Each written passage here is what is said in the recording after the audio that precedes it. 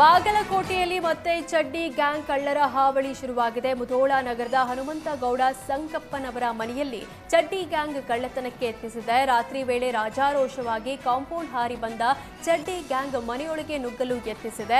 ಈ ವೇಳೆ ಅಮೆರಿಕಾದಲ್ಲಿ ನೆಲೆಸಿದ್ದ ಹನುಮಂತಪ್ಪ ಅವರ ಪುತ್ರಿ ಶ್ರುತಿ ಸಿಸಿಟಿವಿಯಲ್ಲಿ ಕಳ್ಳರನ್ನ ಗಮನಿಸಿ ಕುಟುಂಬಸ್ಥರಿಗೆ ಕರೆ ಮಾಡಿದ್ರು.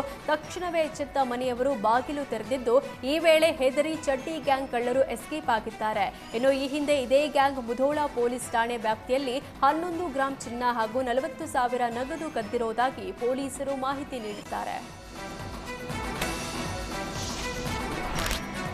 ನಿಷೇಧ ಹೇರಿದ್ರು, ಜಾಗೃತಿ ಮೂಡಿಸಿದ್ರು. ರಾಜಧಾನಿ ಬೆಂಗಳೂರಿನಲ್ಲಿ ಈ ಬಾರಿಯೂ ಸಾವಿರಾರು ಪಿಒಪಿ ಗಣೇಶಗಳನ್ನು ಪ್ರತಿಷ್ಠಾಪನೆ ಮಾಡಲಾಗಿದೆ. ನಿನ್ನೆ ಯಡಿಯೂರು ಕೆರೆಯಲ್ಲಿ ಸಾವಿರಾರು ಪಿಒಪಿ ಗಣೇಶಗಳ ವಿಸರ್ಜನೆ ನಡೆದಿದೆ. ನಿನ್ನೆ ಒಂದೇ ದಿನ 71,000ಕ್ಕೂ ಹೆಚ್ಚು ಗಣೇಶನ ಮೂರ್ತಿಗಳನ್ನು ವಿಸರ್ಜನೆ ಮಾಡಲಾಗಿದೆ. ಈ ಪೈಕಿ 1,200ಕ್ಕೂ ಹೆಚ್ಚು ಪಿಒಪಿ ಮೂರ್ತಿಗಳನ್ನು ವಿಸರ್ಜನೆ ಮಾಡಲಾಗಿದೆ. ನೀರಿನಲ್ಲಿ ಕರಗದ ರಾಶಿ ರಾಶಿ ಪಿಒಪಿ ಗಣೇಶ ಮೂರ್ತಿಗಳನ್ನು ಕಲ್ಯಾಣಿಯಿಂದ ಮೇಲೆತ್ತಲು ಸಿಬ್ಬಂದಿ ಪರದಾಟ ನಡೆಸಿದ್ರು. ಇನ್ನು ಪಿಒಪಿ ಗಣೇಶ ಮೂರ್ತಿ ವಿಸರ್ಜನೆಗೆ ತಂದವರ ವಿರುದ್ಧ ಸ್ಥಳೀಯ ಠಾಣೆಯಲ್ಲಿ ದೂರು ದಾಖಲು ಮಾಡಲಾಗಿದೆ.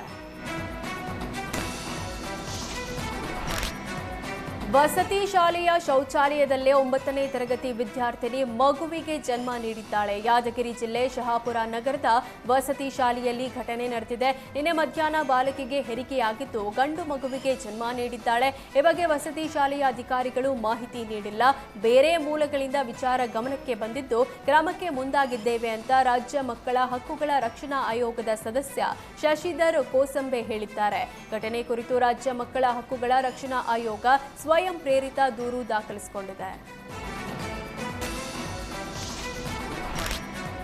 ಕಾಡು ಪ್ರಾಣಿಗಳಿಂದ ಬೆಳೆ ರಕ್ಷಣೆ ಮಾಡುವ ಸಲುವಾಗಿ ರೈತನೊಬ್ಬ ತನ್ನ ಜಮೀನಿನ ಸುತ್ತ ಬ್ಲೇಡ್ಗಳಿಂದ ಬೇಲಿ ನಿರ್ಮಿಸಿದ್ದಾನೆ. ಚಾಮರಾಜನಗರ ಜಿಲ್ಲೆ ಗುಂಡ್ಲುಪೇಟೆ ತಾಲೂಕಿನ ಮಂಗಲ ಗ್ರಾಮದ ರೈತ ಸೆಂಥಿಲ್ ಕುಮಾರ್ ತನ್ನ ಜಮೀನಿನ ಸುತ್ತ ಬ್ಲೇಡ್ಗಳ ಬೇಲಿ ಅಳವಡಿಸಿದ್ದು ಪ್ರಾಣಿಗಳಿಗೆ ಅಪಾಯ ಉಂಟಾಗಿದೆ.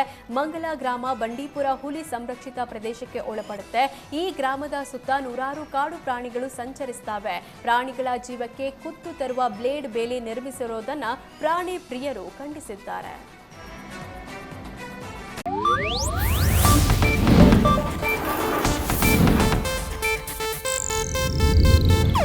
ಇದು ಏಷ್ಯಾನೆಟ್ ನ್ಯೂಸ್ ನೆಟ್ವರ್ಕ್ ಪ್ರಸ್ತುತಿ.